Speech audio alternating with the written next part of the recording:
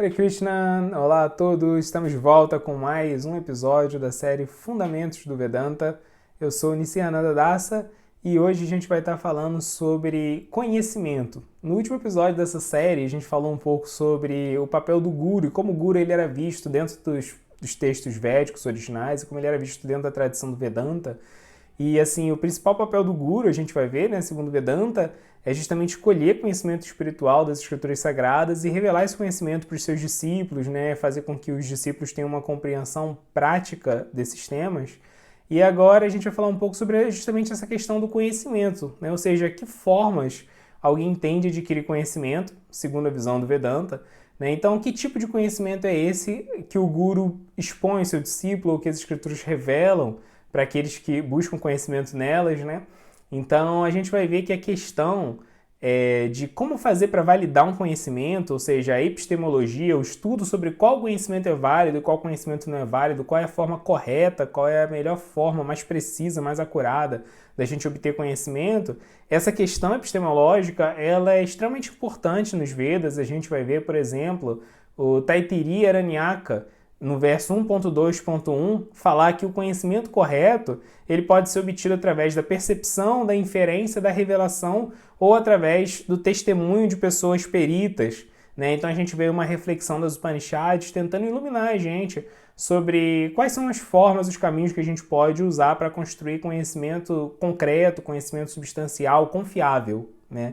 E de uma forma geral, as tradições védicas elas vão aceitar 6 fontes epistemológicas, ou seja, 6 formas da gente adquirir conhecimento que a gente pode depositar a nossa confiança, que a gente pode acreditar, que é a percepção, que é a inferência, a analogia, a implicação, a não percepção e o testemunho.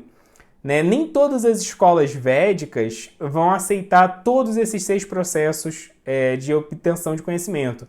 Né? E mesmo aqueles que aceitam os 6, não necessariamente vão aceitar eles com a mesma hierarquia. Algumas escolas vão achar que, por exemplo, a inferência lógica ela é mais importante do que aquele conhecimento que a gente adquire através da nossa percepção sensorial. Para outras escolas, que é o caso do Vedanta, né, como a gente já viu, o conhecimento que vem das escrituras sagradas, ou seja, a revelação, é o conhecimento mais importante, é o conhecimento mais confiável.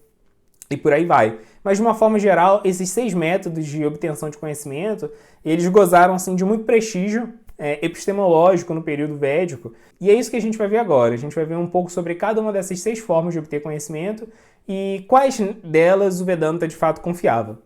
Então, o primeiro dessas formas de obtenção de conhecimento é a percepção sensorial, ou seja, o conhecimento que a gente adquire através dos nossos sentidos, da nossa exposição ao mundo. Esse conhecimento ele é chamado em sânscrito de pratyaksha. E assim, a gente vai ver que os estudiosos de pratyaksha dividem ela em 2 categorias, externa e interna. Né? Externa é aquele tipo de conhecimento que a gente adquire através dos nossos sentidos propriamente dito, né? E esse tipo de processo de obtenção de conhecimento ele é chamado em sânscrito de anubhava. E tem também a percepção que ela é interna, que é chamado em sânscrito de smriti, que é aquele conhecimento que a gente adquire através da mente. Né? Por exemplo, se a gente está passando por um campo perfumado, né, e a gente, na hora, sente o odor das flores que estão ali naquele lugar, a gente está ali adquirindo anubhava, a gente está adquirindo uma percepção externa de qual é o odor que aquele determinado tipo de flor exala em determinada época do ano, em determinada estação do ano. Né? Agora, se a gente passou por esse campo florido há 5 anos atrás e agora a gente tem algum estímulo, a gente vê uma foto daquele lugar e na hora que a gente vê a foto a gente já se lembra de como era o odor daquelas flores, então ali a gente está passando por esse processo de smriti, a gente está lembrando, a gente está tendo uma percepção de como era o aroma perfumado daquele campo, mas isso é totalmente interno, isso é algo que está sendo criado pela nossa mente. Essa percepção, ela não é uma percepção que está vindo agora dos sentidos, ela é a lembrança de uma percepção passada que a gente já teve, né? Da mesma forma, a gente pode, por exemplo, imaginar um odor, ou a gente pode imaginar um sabor, a gente pode, né, imaginar um determinado cenário que a gente nunca viu de verdade, que a gente nunca foi exposto na realidade. A gente pode construir determinadas percepções através da nossa mente, da nossa imaginação, da nossa lembrança, né? Então, os estudiosos vão falar que tem essas 2 formas de percepção. e que existem 4 requisitos para validar que a gente está adquirindo um conhecimento confiável através da percepção. Porque a percepção sensorial ela é muito frágil. A gente pode, por exemplo, ter ilusões de óticas, coisas similares, né? Os nossos sentidos eles são muito limitados. Então, como eu posso ter certeza que o conhecimento que eu estou adquirindo através dos sentidos é correto? E mais do que isso, né? Imagina um processo de percepção interna. Imagina a gente confiar na lembrança que a gente tem de uma percepção que a gente teve no passado. Aí que é menos confiável ainda, porque a gente vai ter que confiar, além da nossa percepção, né, sensorial, a gente vai ter que confiar na nossa lembrança. Então, nem um pouco confiável. Então, quais são os requisitos para garantir que a gente tem uma boa pratyaksha, né? Ou seja, uma boa percepção? Os estudiosos aí, védicos vão falar que tem 4 requisitos.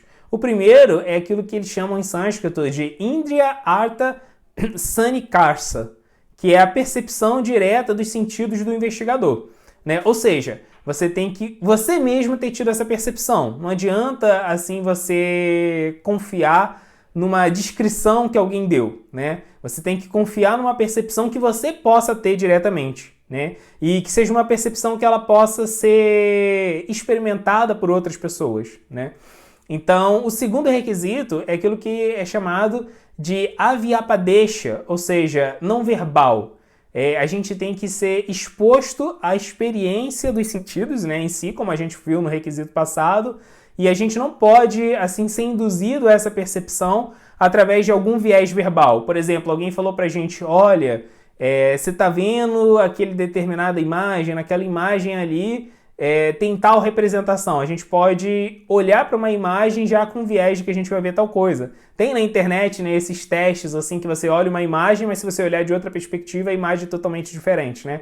Se alguém já te fala o que você vai ver, é muito provável que você já veja logo de cara a opção que a pessoa falou que tinha, né? Tem uma imagem famosa que, por exemplo, é uma moça jovem ou uma moça velha, dependendo da perspectiva que você olha, você vê a moça jovem ou você vê a moça velha. Né? Se alguém fala, olha, olha esse desenho de uma senhora idosa, né? Você já vai olhar procurando ali ver uma senhora idosa, você não vai estar tão aberto à possibilidade de ver a moça jovem, né? Então, é importante que você não tenha influências verbais antes de você ser exposto ali ao objeto do conhecimento que você está querendo adquirir. Esse é o segundo requisito, né? O terceiro requisito é aquilo que é chamado em sânscrito de avyabhichara, ou seja, uma percepção confiável, um conhecimento de fato concreto que é obtido através dos sentidos, ele não oscila. Então significa que se você olha algo agora, se você usa os seus sentidos para obter um conhecimento agora, você vai poder ver isso também no futuro, você já podia ver isso no passado. Outras pessoas, se elas reproduzirem, né, a mesma experiência, elas vão conseguir ter a mesma percepção, né? Então uma percepção que está sempre oscilando, ela não vai fornecer conhecimento razoável para você, conhecimento confiável, né? Inclusive uma das bases da metodologia científica, justamente com conhecimento que ele é forte, que ele é robusto, ele tem que ser reprodutível. Outras pessoas em outros laboratórios, em outros lugares do mundo, têm que ser capazes de levar a termo o mesmo experimento que você fez e serem capazes de observar as mesmas coisas que você observou, né? E por fim, o requisito final para a gente ter uma boa pratyaksha, uma percepção confiável, é o que é chamado de vyavasayatmika. Ou seja, tem que ser uma percepção resoluta, né? Uma percepção sem dúvidas, sem vieses. Então, normalmente, quando a gente vai ter uma percepção, a gente também pode estar, assim, desejando ver algo. A gente pode ter uma determinada ideologia, uma determinada psicologia, que faz com que a gente, ao ser exposto a uma determinada experiência, a gente veja aquilo que a gente quer ver, né? A gente perceba aquilo que a gente já quer perceber. Então, uma percepção confiável, ela tem que ser resoluta, sem dúvidas. Você pode também dizer que, eu acho que eu vi isso, eu acho que eu vi aquilo. Essa informação que ela não é totalmente acurada, que você não tem totalmente certeza, ela pode ser uma informação útil? Pode, mas ela não é epistemologicamente muito confiável. Ela pode até ser útil para algumas coisas. Se você achar que viu algo, você achar que ouviu algo, né, pode dar para você uma dica para você poder começar a construir o seu conhecimento. Mas isso não faz dessa percepção um conhecimento de fato sólido. Ainda nessa esfera da percepção, tem alguns estudiosos védicos que vão defender alguns tipos não usuais de percepção, né? Mas isso não era aceito por todos os eruditos, por todos os pensadores védicos, só por alguns deles. Quais tipos de percepção não usuais, né, estão dentro desse grupo? Tem aquilo que era chamado de pratibha, que é muito parecido com a ideia que a gente tem de intuição. Então, assim, alguns pensadores védicos eles vão vir com essa ideia de que quando a gente tem uma intuição, isso é um tipo de percepção que a gente está tendo, que algum conhecimento verdadeiro, sólido, pode vir dali, né? Outros já vão falar que não, que a gente pode ter algum determinado tipo de intuição simplesmente por causa de algum viés psicológico, algo do tipo. Outro tipo de conhecimento, né, que vem de uma percepção não usual é aquilo que é conhecido como Samanya Lakshana Pratyaksha, que é uma indução universal. Ou seja, se você viu, por exemplo, 3 vezes um evento se repetir, aí então você, a partir dali, você vai concluir que aquele evento sempre acontece da mesma forma. Então, se, por exemplo, você está visitando Manaus pela primeira vez, você passa 3 dias em Manaus e todos os 3 dias chove quando dá 4 horas da tarde, você pode dizer assim, em Manaus chove 4 horas da tarde. Mas assim, você só teve a experiência de estar lá 3 dias, a sua amostra é muito reduzida, perto de todos os dias, né? Você não teve em Manaus em outras estações climáticas, em outros meses do ano. Então como que você vai fazer esse tipo de indução? Então, alguns estudiosos védicos falam, não, isso não é conhecimento de verdade, né? Mas outros vão falar, não, olha, algum conhecimento verdadeiro pode vir daí. E por fim, o último tipo de percepção não usual é aquilo que é conhecido como Jnana Lakshana Pratyaksha, que é a gente tentar entender o passado através daquilo que a gente consegue perceber agora, né? Então eu chego, por exemplo, em um determinado lugar, eu olho para uma determinada paisagem, eu tenho ali uma percepção concreta de como aquele lugar é agora. E eu começo ali a tentar achar pistas de como aquele lugar poderia ser no passado. Então agora eu estou vendo várias árvores frondosas ali, e aí eu imagino o mesmo lugar há 20, 30 anos no passado, muito parecido com o que ele é agora, só que sem aquelas árvores, porque no momento elas eram ou árvores bem menores ou elas eram só sementes, né? Então também vai ter gente que vai falar, não, a gente não pode confiar assim na nossa capacidade de investigar o passado a partir da nossa percepção do presente, porque a gente não entende o conjunto muito grande de fatores que pode ter acontecido para levar à configuração que a gente tem agora no presente, né? Isso não é confiável, eu tentar ter uma percepção do passado a partir da percepção que eu tenho no presente, mas outros pensadores acham que sim, que é. E de uma forma geral, essas regras sobre qual tipo de percepção vai dar conhecimento confiável ou não, elas são compiladas num livro conhecido como Pratyaksha Pranama. Inclusive, essa palavra Pranama é uma palavra muito importante, ela significa prova em sânscrito. Então, todos esses tipos de fatores que a gente está vendo aqui que podem levar a gente a um conhecimento concreto, todos eles são chamados de pranama. E nesse livro, Pratyaksha Pranama, a gente vai ver lá reunido várias regras sobre quais tipos de investigação empíricas são conclusivas e quais são inconclusivas. Então, o nosso segundo pramana, ou seja, a nossa segunda forma de eu provar um conhecimento, o que é chamado de inferência, em sânscrito, anumana. Então, como que é isso, né? Eu, através de uma observação, eu uso a lógica, uso a minha capacidade de pensar de forma racional para poder tentar derivar dali um conhecimento concreto. Então, por exemplo, se eu vejo fumaça, eu sei que onde tem fumaça, eu consigo inferir que tem fogo. Se eu não estou olhando fogo, ainda assim eu posso inferir que ele existe porque eu estou vendo fumaça, né? Então, a nossa capacidade de inferência faz com que a gente consiga fazer afirmações precisas, fazer afirmações objetivas sobre aquelas coisas que a gente não consegue perceber a partir das evidências, a partir do contato com coisas que a gente consegue perceber e através de relações que a gente conhece, né, entre as coisas que a gente percebe e as coisas que a gente não pode perceber. Então, isso é o segundo tipo de conhecimento, inferência, né? Isso é o que normalmente um detetive faz. O detetive, ele não é capaz de vivenciar o ato. O detetive, por exemplo, ele não é capaz de vivenciar o momento onde um determinado crime aconteceu. Mas ele pode andar ali pela cena do crime, recolhendo pistas, recolhendo provas, recolhendo evidências, e aí, através da capacidade dele de raciocínio, ele pode ali unir os pontos e chegar num panorama, num quadro bem confiável do que de fato aconteceu, se de fato as evidências que ele conseguiu são sólidas, né? Então, o conhecimento védico ele vai se debruçar bastante sobre esse segundo pramana, sobre a segunda forma de conhecimento, que é a inferência.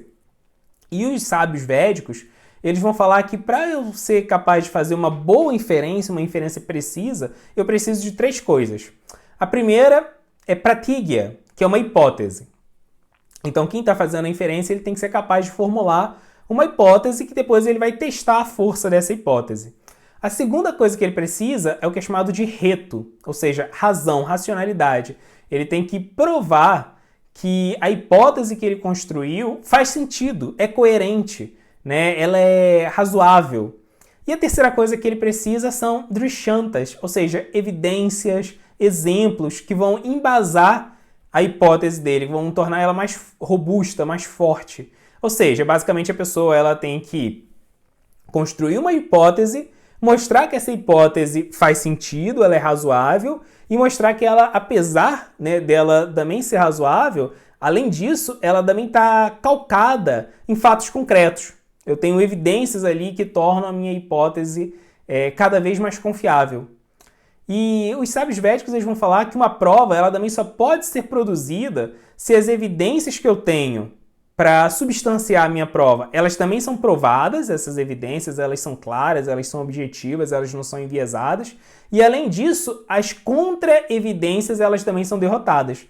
Então não adianta, por exemplo, eu fazer uma inferência de que uma determinada coisa aconteceu, eu tenho que ser capaz de provar, né, com exemplos, com evidências que aquilo de fato provavelmente aconteceu, mas eu também tenho que ser capaz de derrotar os argumentos contrários à minha hipótese. Isso é muito importante, né? Voltando aqui para a questão do Vedanta, essa discussão nossa aqui de hoje ela pode parecer muito abstrata, parecer muito distante do Vedanta, mas o Vedanta ele faz afirmações muito conclusivas sobre a realidade nesse mundo. Nós não somos o corpo, nós somos a alma, né? Deus está controlando esse mundo, nada nesse mundo é aleatório.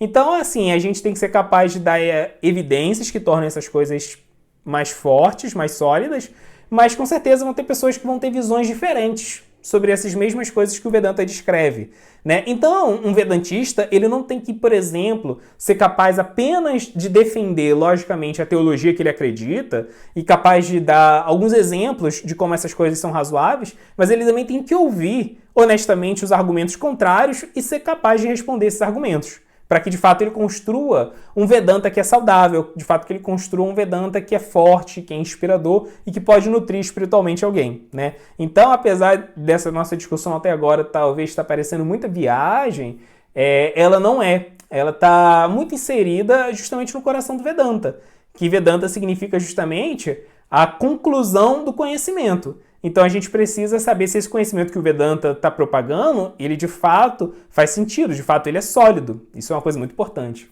Uma terceira forma de pramana, ou seja, uma terceira forma da gente construir conhecimento, é o que é chamado de upamana, que seria justamente a nossa capacidade de fazer comparações e analogias.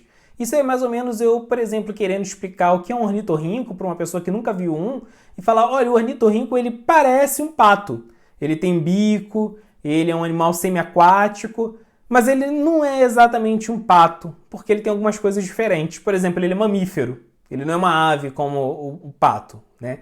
Então aí o que eu fiz? Eu comparei o ornitorrinco com algo que a pessoa conhece. Ela não conhece o ornitorrinco, mas ela conhece o pato, então ela já tem uma base para ela começar a construir uma imagem mental do que é o ornitorrinco. Olha, ele parece o pato.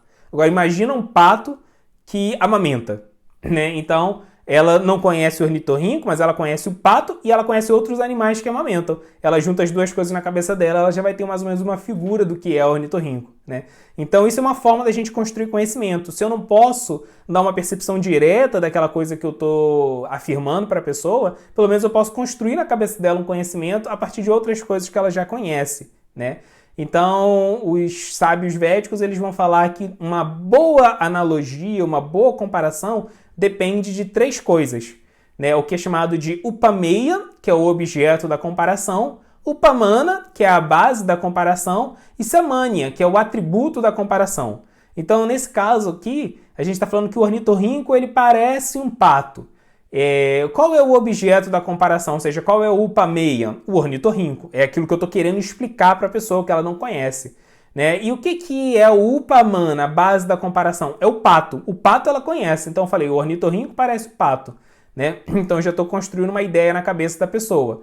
E aí, qual é o atributo da comparação? É o samanya. É aquilo que torna, né, os objetos que eu estou comparando iguais ou diferentes, né? E qual foi os meus samanyas aí? Qual foi, assim, os atributos da comparação que eu tive?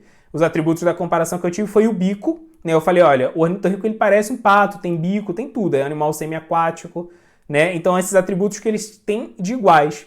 Mas a diferença é que o ornitorrinco ele amamenta, né? Então o que que acontece? Isso também foi um atributo ali da comparação. Eles são iguais em muitas coisas, mas são diferentes nesse fato de que um é mamífero e o outro não é. Né? Isso aí é justamente quando eu comparo o que eles têm de diferente. Né? Então, quando a gente faz uma analogia, uma comparação, a gente tem que ter certeza que aquela coisa que a gente está falando na analogia, a pessoa conhece bem. Né? Não adianta a gente fazer uma analogia com uma coisa que a pessoa também não conhece bem. Né? E a gente tem que garantir que os samanyas, assim, os atributos da comparação, eles também estão ali bem definidos, né? Para a pessoa ela saber onde a analogia começa e onde a analogia termina. Então, os sábios védicos eles tomavam muito cuidado com isso. Um exemplo de Upamana, um exemplo de comparação, de analogia, é dado pelo Monier Williams, famoso aí, estudioso linguístico, né? Então ele fala a seguinte frase que é muito usada em poemas indianos: a sua face é atrativa como o luar. Então, nesse exemplo poético, a face da pessoa que está sendo descrita no poema é o Upameyam, é o objeto da comparação. O Upamana, a base da comparação é o luar. O luar é uma coisa que todos nós temos experiência, né? E o Samanya, o atributo da comparação, foi assim a capacidade atrativa, a atração que o luar exerce, né? Bonito. Então, assim, está sendo descrito nesse poema uma pessoa que a gente não conhece, mas cuja face é tão atrativa quanto o luar que já nos encantou, né? Esse é um exemplo clássico de uma analogia bem construída, segundo os padrões da epistemologia védica, que é dado pelo Monier Williams. E a gente vai ver assim que no período medieval da Índia tem muitos textos que discutem 32 tipos diferentes de analogia, e aí esses textos vão discutir quais analogias são boas, quais analogias são ruins, não funcionam. E tem um texto do século VII chamado Bhattikavya.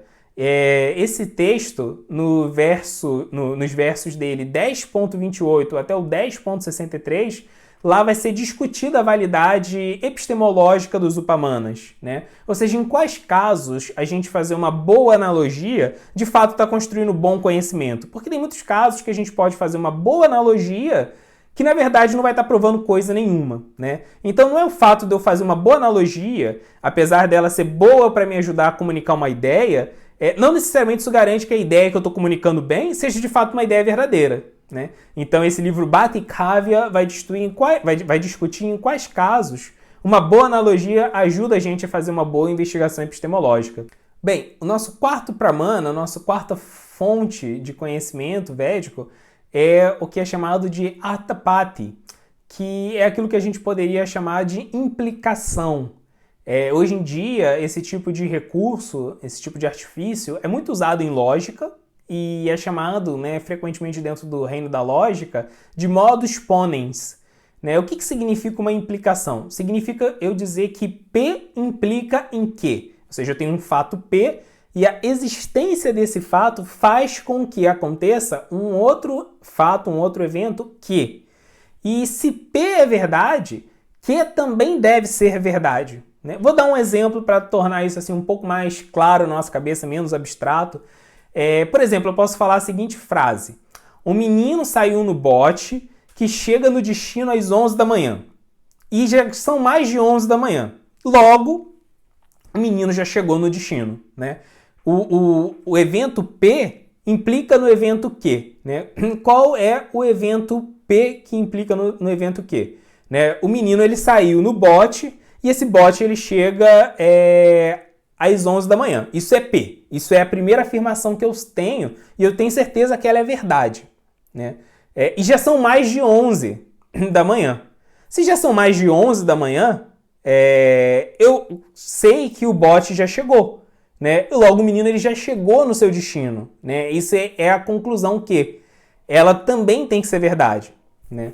Então, esse tipo de implicação lógica, ela não era muito bem aceita por alguns estudiosos védicos. Eles consideravam o Arthapati um tipo de prova muito fraco, porque muitas coisas podem ter acontecido aí que não são computadas dentro desse cálculo lógico. Por exemplo, o bot pode ter atrasado por um motivo simplesmente aleatório, um motivo que não é previsível, um motivo que não está na nossa base de dados, né, de acordo com algo que a gente nunca teve experiência. Por exemplo, a gente sabe que o bot sempre chega 11 horas da manhã. Só que nesse dia aconteceu algo que nunca tinha acontecido antes e que vai fazer com que o bot não chegue 11 da manhã, né? Então, apesar de ser mais de 11 da manhã, o menino ainda não chegou no seu destino. Então, assim, quem aprovava esse método de implicação lógica dentro dos estudos ali dos Vedas, do Vedanta, considerava a capacidade da gente construir conhecimento através da implicação lógica muito útil para a gente obter insights, para a gente obter novas ideias, para a gente realizar investigações. E quem não considerava útil achava que a implicação ela normalmente é muito falaciosa, né? Ela dá mais poder para a nossa capacidade de fazer inferências lógicas do que de fato a nossa capacidade de raciocínio lógico possui. Né? Ou então ela era algo totalmente derivativo dos outros pramanas. Né? A gente pode obter conhecimento muito mais sólido, ainda que a implicação lógica traga para a gente algum tipo de conhecimento, todo tipo de conhecimento que a implicação lógica vai trazer, outros pramanas, outras formas de obter conhecimento também vão trazer e vão trazer de forma muito mais rigorosa, de forma muito mais sólida. Né? Ou seja, quem acreditava que a implicação lógica tinha alguma validade também acreditava que a implicação lógica tinha uma validade restrita, né? Não era assim um dos pramanas mais poderosos. Né? Mesmo entre os partidários dessa forma de pensar, não viam isso como um argumento assim, de fato muito, muito forte. Né? Apesar de ser um argumento muito bom, uma ferramenta muito útil para ajudar a gente a pensar. Né? E tinha aqueles outros sábios, como a gente falou, que não aprovavam o uso do Arthapati, da implicação lógica, dentro da busca pelo conhecimento. Bem, o nosso quinto pramana é o que é chamado de Anupalabdhi, que significa não percepção em sânscrito. E isso era um processo para a gente descobrir o que é impossível de ter acontecido, o que é impossível de ser verdade. E isso não era considerado uma forma da gente obter conhecimento verdadeiro, conhecimento sólido, mas era considerado um processo eliminativo para a gente construir conhecimento. Né? Eu não sou capaz de descobrir o que de fato aconteceu, o que de fato é verdade, mas eu sei o que com certeza não aconteceu, eu sei que com certeza aquilo que não é verdade. Né? Então isso me ajuda a diminuir ali as minhas opções quando eu estou tentando descobrir algo. Né? Isso me ajuda a ter mais consistência na minha busca pelo conhecimento. Né? E alguns eruditos védicos consideravam que isso não pode ser considerado um pramana, uma prova do conhecimento, porque isso não prova nada. Né? E outros não, outros consideravam que isso constrói sim um conhecimento válido, porque isso aumenta a nossa base de conhecimento. Né? Eu saber o que com certeza não é verdade é útil para mim na hora que eu estou tentando entender o que é verdade. Inclusive as Upanishads fazem muito uso, né, desse Anupalabdhi. Muitas vezes, inclusive, quando as Upanishads estão descrevendo a transcendência, em vez das Upanishads dizerem o que a transcendência é ou o que Deus é, as Upanishads vão falar o que Deus não é, o que a transcendência não é. Isso é um conhecimento assim bem interessante, né? É o que também é chamado muitas vezes de neti-neti. Neti-neti significa não é isso e não é aquilo. Então as Upanishads elas vão usar essa forma de pensar justamente para desconstruir ideias equivocadas, erradas que a gente tenha sobre o objeto do nosso estudo, né? Então, muitos assim, pensadores védicos aprovavam Anupalabdhi, esse tipo de conhecimento negativo, uma não percepção, como conhecimento muito válido. A nossa sexta e última forma de obter conhecimento, o nosso último pramana, é o testemunho, né? Que é conhecido como Shabda. Ou seja, a gente ouvir o conhecimento de uma pessoa perita, um testemunho. E quando esse testemunho ele é dado, né, por um perito que não é humano, um perito que é infalível, no caso assim as escrituras reveladas, esse tipo de testemunho ele é conhecido como Shastra. Né? Então, a gente já falou bastante sobre os Shastras no capítulo 1 e no capítulo 8 dessa série, inclusive nos cards que estão aparecendo agora aqui na tela, vocês conseguem acessar esses vídeos e também tem o link para eles na descrição desse vídeo. Então lá a gente já falou bastante sobre assim, o poder epistemológico dos Shastras, os tipos diferentes de escrituras reveladas dentro da tradição védica, né? Qual era assim, a visão que o Vedanta tinha para essas escrituras. Inclusive, no último episódio dessa série, no episódio passado sobre Guru, a gente viu lá os argumentos que Jiva Goswami dá para mostrar que, por exemplo, a capacidade que a gente tem de adquirir conhecimento através da percepção ou da inferência não são suficientes para a gente entender a transcendência, que a transcendência ela só pode ser comunicada, ela só pode afetar a vida de alguém, ela de fato só pode ser percebida se for através do testemunho assim transcendental de uma escritura revelada.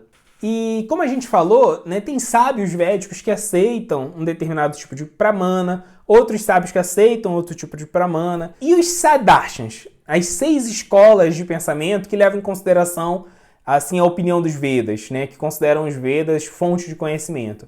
O que eles vão falar sobre os pramanas?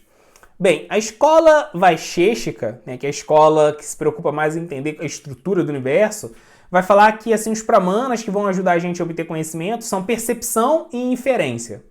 A escola de Nyaya, que é a escola mais lógica, ela vai falar que é percepção, inferência, testemunho e comparação.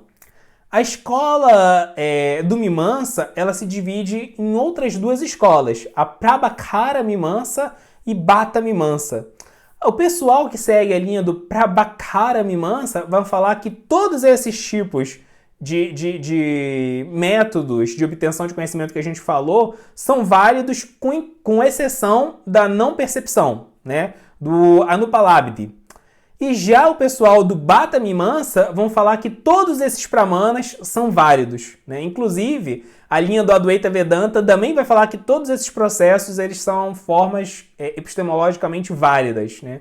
E já a linha do Sankhya, a linha do Yoga e o Vedanta Vaishnava vão falar que percepção, inferência e testemunho são as 3 fontes de conhecimento corretas, assim, confiáveis, né? Só que o Vedanta Vaishnava vai falar que apesar deles serem confiáveis, só o testemunho, só a Shastra, o testemunho das escrituras sagradas, é de fato confiável para a gente adquirir conhecimento sobre a verdade absoluta, sobre a transcendência a priori, né? E uma vez que a gente adquire esse conhecimento das escrituras, esse conhecimento ele vai poder iluminar a nossa percepção e a nossa capacidade de inferência para que a gente também perceba a transcendência usando esses outros pramanas. Então, até esse momento, a gente discutiu assim os pramanas, as formas de adquirir conhecimento confiável, segundo os sábios védicos, e quais escolas aceitavam, apoiavam algumas dessas formas, quais escolas não apoiavam outras. Mas o que o próprio Krishna fala sobre conhecimento, né? O que a Bhagavad Gita vai falar sobre conhecimento? E a gente sabe que o Vedanta se baseia fortemente na Bhagavad Gita. Então, assim, o que Krishna ele mesmo fala sobre o conhecimento é que a gente, na verdade, vai ter 2 tipos de conhecimento, Jnana e Vijnana. Jnana é esse conhecimento filosófico que a gente tem, que muda a forma da gente ver o mundo, nos ilumina intelectualmente, faz com que a gente perceba a realidade de uma forma muito mais refinada, perceba a realidade através de uma perspectiva espiritual. Agora, esse conhecimento, ele depois tem que desabrochar em Vijnana, ou seja, ele tem que se tornar algo prático, ele tem que virar uma sabedoria vívida.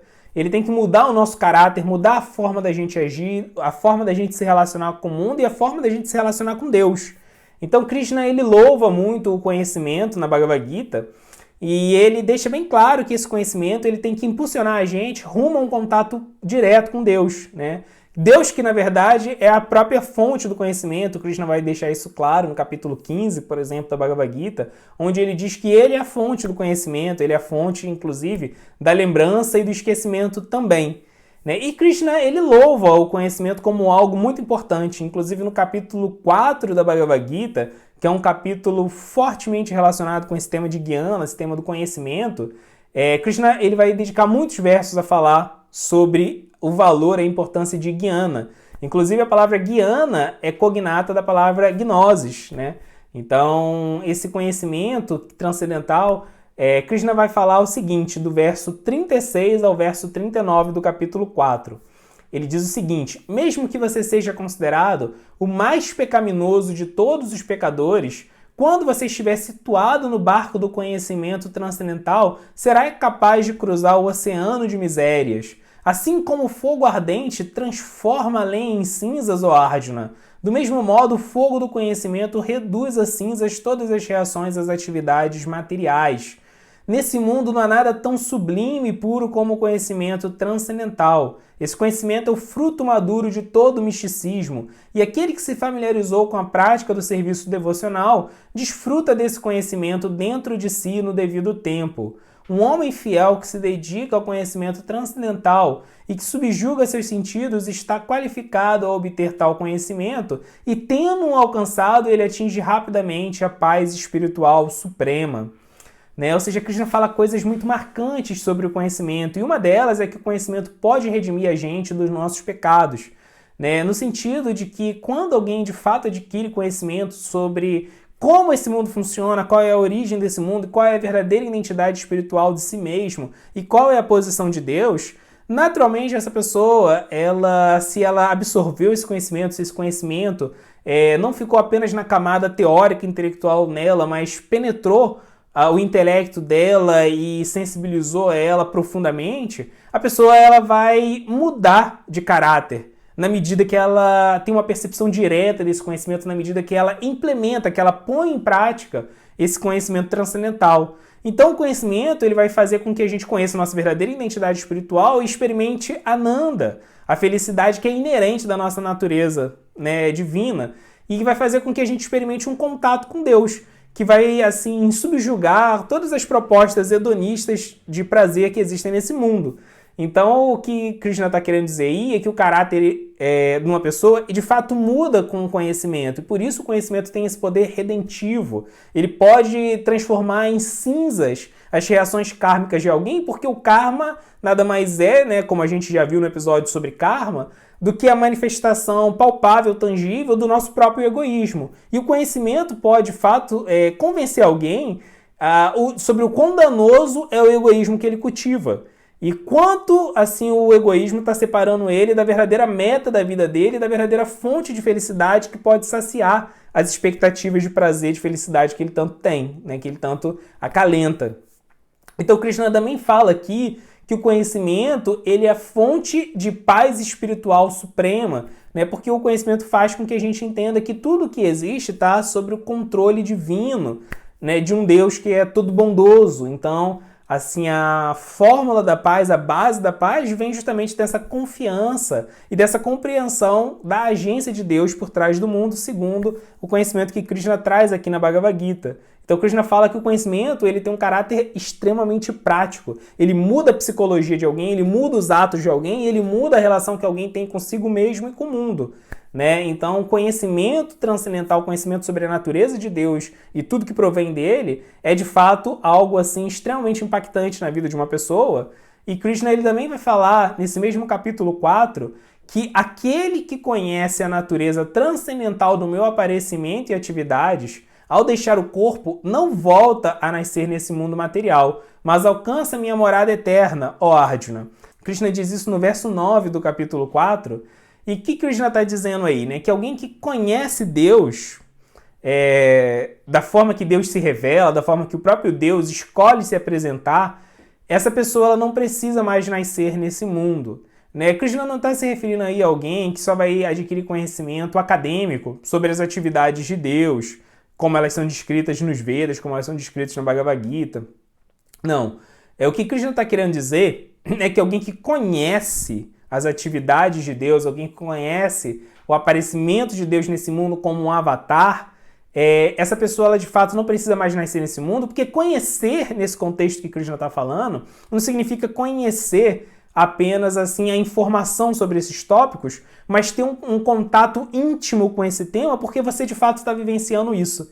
Então, quando Deus vem nesse mundo como um avatar, ele vem para restabelecer o Dharma, ele vem com uma missão. Então, aquelas pessoas que se encarregam de cumprirem essa missão, que se encarregam de viver o Dharma e de levar adiante o legado do Avatar, aqueles que desenvolvem devoção genuína pelo Avatar e por causa disso se comprometem com a missão do Avatar, eles estão de fato conhecendo as atividades daquele Avatar divino, porque de fato eles estão vivendo aquilo, eles têm um conhecimento prático, um conhecimento objetivo, um conhecimento iluminador sobre aquele tema, né? Então, o que Krishna está falando é que o conhecimento ele pode começar teórico, guiana, né? Esse conhecimento filosófico ele pode penetrar no nosso intelecto, ele pode permitir com que a gente tenha uma visão iluminada do mundo, ver o mundo através da perspectiva do próprio Deus, daquele que revelou o conhecimento, mas depois esse conhecimento ele vai se tornar vigyana, ele vai impelir a gente a uma ação prática, uma mudança de postura em relação ao mundo, né? Um outro posicionamento diante da realidade que vai permitir com que a gente não só veja esse mundo através dos olhos de Deus, mas que a gente viva nesse mundo a própria missão de Deus, né? Então, essa pessoa que vai estar de fato entrando em contato tão íntimo com o legado do Avatar, essa pessoa ela vai de fato começar a experimentar a sua natureza divina.